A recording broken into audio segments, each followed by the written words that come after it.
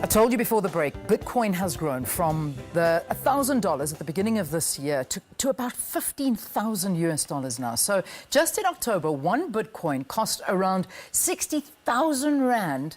It now hovers around, listen to this, 250,000 Rand.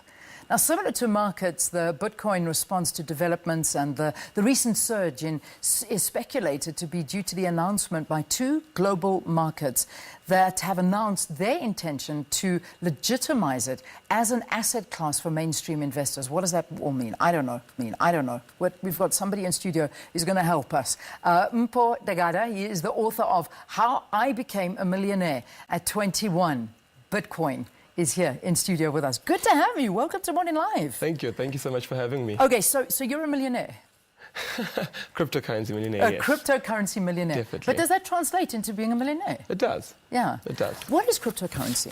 So basically what we're looking at currency with specific encryption techniques that do two things. The first thing is they actually verify that you actually have got the currency.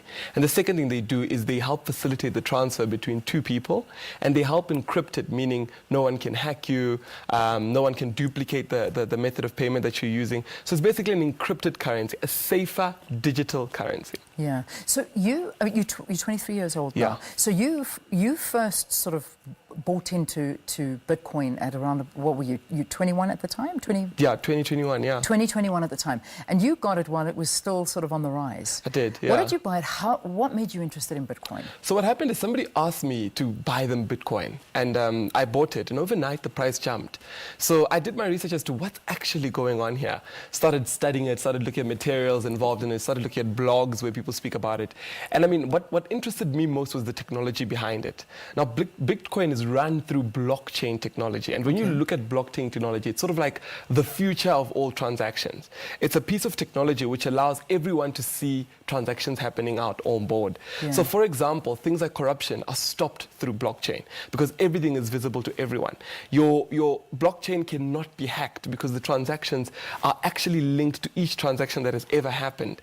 So it's those sort of attributes that interested me, the technology behind it, the speed behind it. We're looking at the future of currency. Yeah. And that's how I got interested, and the interest has grown. Now, the one thing is people think, okay, so there's no way I can afford one Bitcoin. I mean, when we're talking, I quoted a price of 250,000 Rand. Is that about right? Yeah, that's for about one right. Bitcoin. For one Bitcoin, yeah. But if you don't buy one Bitcoin, you buy portions of a Bitcoin. Definitely, yeah. So how does that work? I mean, just explain this to me. So basically, when we think about cryptocurrencies, we're not only talking about Bitcoin. Bitcoin is the most valued one. I mean, we have a cryptocurrency like Ripple, which is 3 Rand, 4 Rand for one Ripple.